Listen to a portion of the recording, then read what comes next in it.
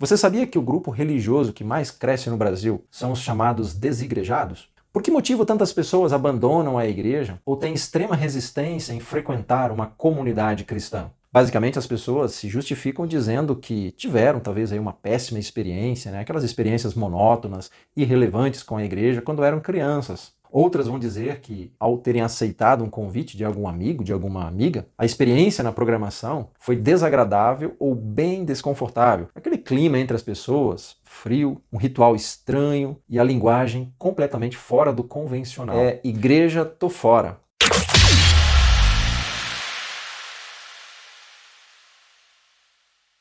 Olá, uma imensa satisfação estar aqui com vocês. Este é o canal Teologia Missional. Esta é uma comunidade que visa ajudar as pessoas a crescerem no conhecimento bíblico e teológico e também missional. Minha tarefa é compartilhar dicas de leituras. A dica que tenho para vocês hoje é sobre igreja. Isso mesmo, igreja que é tão estimada por tantas pessoas, evitadas por outras, e quando o assunto é igreja, muitos preferem se calar, ficar em casa, ou dizem, vamos mudar de assunto. Então não sai daí, assiste este vídeo até o final e conheça um livro diferenciado e que irá ajudá-lo a repensar sobre a igreja em uma perspectiva missional. Vamos lá? Meu nome é Romildo Ricardo Hamloff e a dica que eu tenho para vocês é Igreja, tô fora, escrito pelo pastor Ricardo Agreste e publicado pela editora Z3 Ideias. O pastor Ricardo Agreste ele começa esse livro apontando um fato na atualidade, que é o crescente interesse das pessoas por espiritualidade, mas que, por outro lado, esse interesse por espiritualidade está desconexa com a vida em comunidade. Por que será? Você sabia que o grupo religioso que mais cresce no Brasil são os chamados desigrejados? Por que motivo tantas pessoas abandonam a igreja ou têm extrema resistência em frequentar uma comunidade cristã? Basicamente, as pessoas se justificam dizendo que tiveram talvez aí uma péssima experiência, aquelas experiências monótonas, irrelevantes com a igreja quando eram crianças. Outras vão dizer que, ao terem aceitado um convite de algum amigo, de alguma amiga, a experiência na programação foi desagradável ou bem desconfortável. Aquele clima entre as pessoas, frio, um ritual estranho e a linguagem completamente fora do convencional. Já também tem aqueles que, por consequência de uma experiência desagradável com alguma pessoa na igreja, seja membros ou liderança, elas então, de forma clara e honesta, vão dizer que não gostaram daquele ambiente, daquelas pessoas e da forma delas agirem, porque realmente elas não eram coerentes na sua forma de agir na igreja como fora da igreja. E ainda tem um outro grupo que o Ricardo Agreste aponta já na introdução do livro, é que nós estamos sim diante de uma imagem apresentada pela mídia, uma imagem de igreja negativa.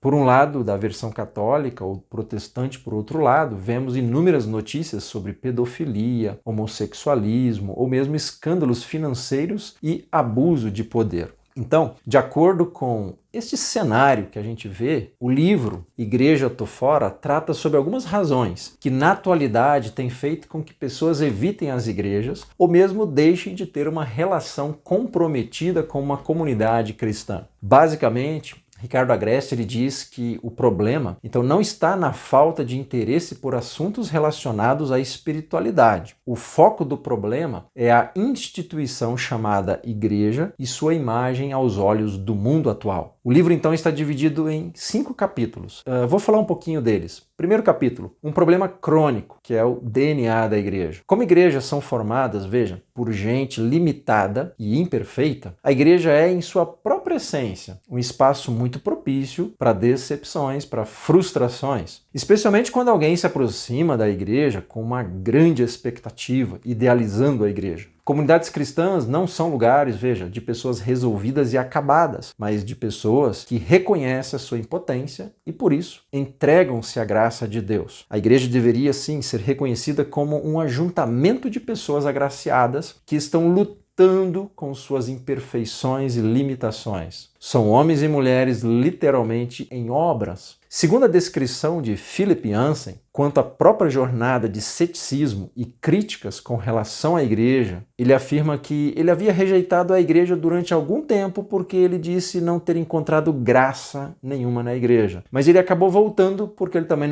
não encontrou graça em lugar nenhum. Veja que, então, a compreensão que precisamos ter é sobre o DNA da igreja, é o que nos falta. O segundo capítulo fala sobre o inimigo externo, que é a cultura. Este capítulo trata, né, de pessoas que rejeitaram a igreja, não como sendo, então, culpa da própria igreja, mas culpa da cultura que nos domina, a cultura que determina nossos valores como homens e mulheres na sociedade atual. A cultura, então, do consumo, que fortemente nos envolve, faz com que a gente veja tudo à nossa volta como um grande balcão de prestação de serviços. E aí, como clientes, as pessoas elas vão querer serem servidas a todo tempo, com a melhor qualidade, claro, pagando o menor preço. Quando a gente transfere, então, esta mentalidade para a relação com uma igreja local, geramos inúmeras disfunções e, consequentemente, aborrecimentos, seja para nós, para nossa família ou para outras pessoas. O capítulo 3 ele fala de uma ameaça interna, que é os líderes da igreja. Aqui, neste capítulo, é tratado sobre a questão das pessoas, então, rejeitarem a igreja pela imagem que elas possuem de seus líderes. Os constantes escândalos na área financeira, sexual e também de abuso de poder acaba reforçando a indiferença e o distanciamento da igreja. No entanto, precisamos observar que nos ensinos de Jesus ele já mostra a existência dos assim chamados falsos profetas e aqui a gente deveria não se surpreender com eles na atualidade, porque não serve de justificativa e meios para adotarmos uma vida de fé solitária ou autônoma. Jesus ele já alertou sobre os seguidores que havia entre eles falsos líderes, né? Então o que a gente precisa fazer é cultivar uma espiritualidade madura, caracterizada por uma consistência e discernimento. O capítulo 4 ele fala de um ponto de tensão, que é a missão da igreja. Vemos então neste penúltimo capítulo que existe uma razão que leva as pessoas a não se comprometerem com a igreja local, especialmente quando esta decide ser genuinamente igreja. Pessoas movidas então por esta quarta razão podem até compreender o DNA da igreja, administrar o espírito clientelista que existe dentro de cada uma delas e até mesmo tolerar os atuais líderes que estão à frente das comunidades cristãs. Mas existe algo que as incomoda na igreja, mesmo que não tenham isso de forma muito bem elaborada e definida nas suas mentes. Trata-se então da missão ou o propósito histórico da igreja. O fato de uma igreja ser uma comunidade de discípulos de Jesus em missão no mundo, isso por si só fará com que as pessoas não se comprometam com a igreja. Muitos, vejam, querem uma igreja como um clube ou uma associação religiosa, dedicada a organizar eventos e atividades sociais de entretenimento e promoção cultural de seus membros. E os que não pertencem, então, ao grupo, deixam de ser alvo do interesse da igreja para se tornarem, na grande ameaça, a mesma.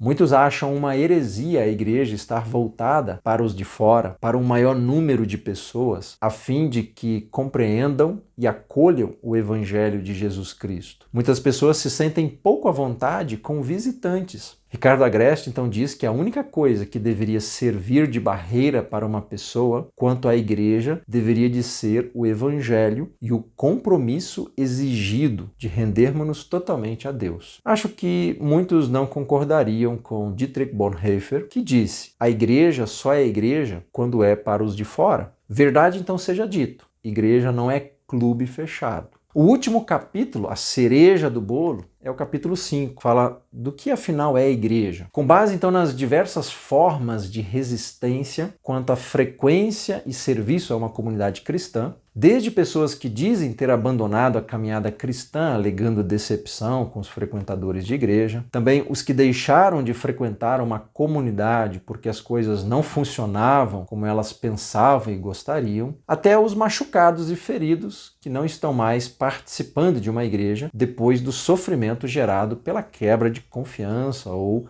por meio de um abuso e da atitude narcisista de um líder. E claro, de tantos que deixam a igreja porque ela se dedica mais aos de fora e não valoriza os de dentro. Por estas, então, e outras razões, é preciso que a gente repense a natureza da igreja para não buscarmos uma igreja à nossa maneira, mas a partir do propósito de Deus para ela. Por isso, precisamos mudar a nossa concepção errada de pensarmos que igrejas são uma espécie de hospitais ou casa de repouso e achar também que igreja venha a ser uma espécie talvez de empresa prestadora de serviços religiosos ou numa versão mais atualizada, balcões de serviço. Veja, ao contrário, a gente precisa redescobrir então a essência missional da igreja, que existe como uma agência do reino de Deus no mundo, formando discípulos de Jesus em missão. Essa é a proposta que o Ricardo Agreste traz no capítulo 5. E para concluir, no livro Igreja Tô Fora, você vai encontrar uma análise clara